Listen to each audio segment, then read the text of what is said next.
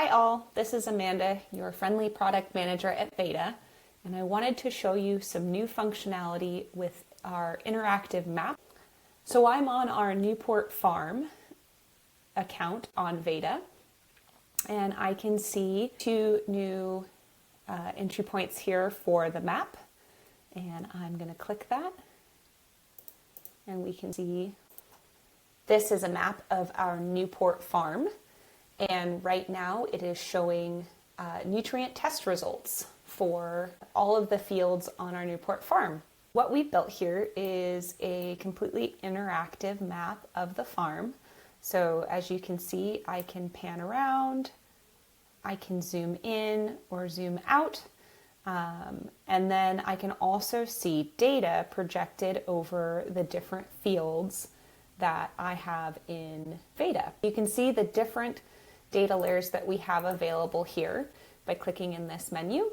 So today we offer field properties, which are the soil properties and data collected by the USDA and the National Cooperative Soil Survey. We have the nutrient test results, which is what we're looking at right now, and those are the tests we ran on your soil in the fall and winter. And then we have our fertilizer prescriptions for lime, phosphorus, sulfur, and potassium that we created for you based on your test results.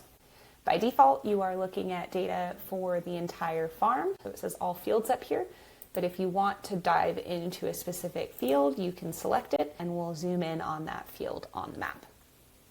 So first up, let's talk about nutrient test results on the interactive map.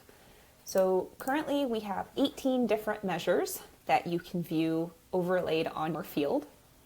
We're looking at CEC right now. We'll go look at a different one in a moment. But for CEC, we are currently showing you the test result for each grid that we sampled from on the field.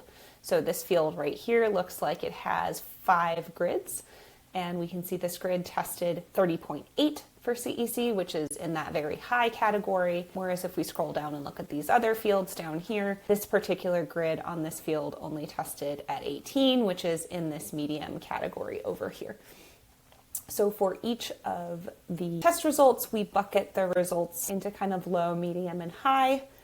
And we also show you the percent of acres on your farm that tested into that bucket. So 49% of the acres on the Newport Farm, if we zoom out here, kind of tested into that medium bucket for CEC, where only 1% was very high and 2%, like over here on this field, were in that very low category. We can do this deep dive for all of the results that we tested. So in this case, I switched over to potassium and I can see the test results for potassium. If I switch over to fertilizer recommendations in the drop down, then I can look at our prescriptions for lime, sulfur, phosphorus, and potassium overlaid on the map. In this case, I am looking at lime recommendations for field C10 up here. I can switch over to phosphorus and potassium, where it looks like we have no potassium recommended for this field.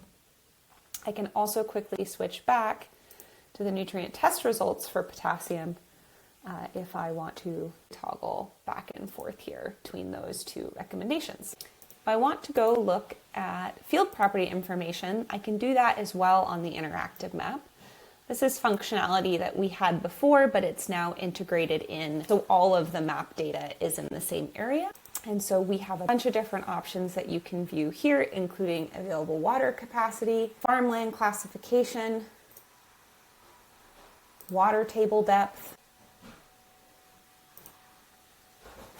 soil erodibility factor,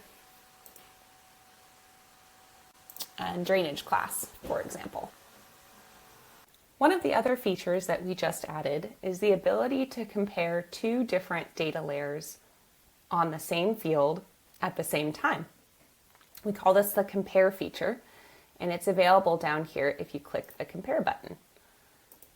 When I do that, I get a second map window over on the right that is a mirror of the map window on the left, but I can choose different inputs for this second layer.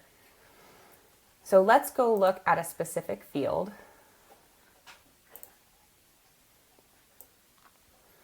we'll look at West 04 on both sides.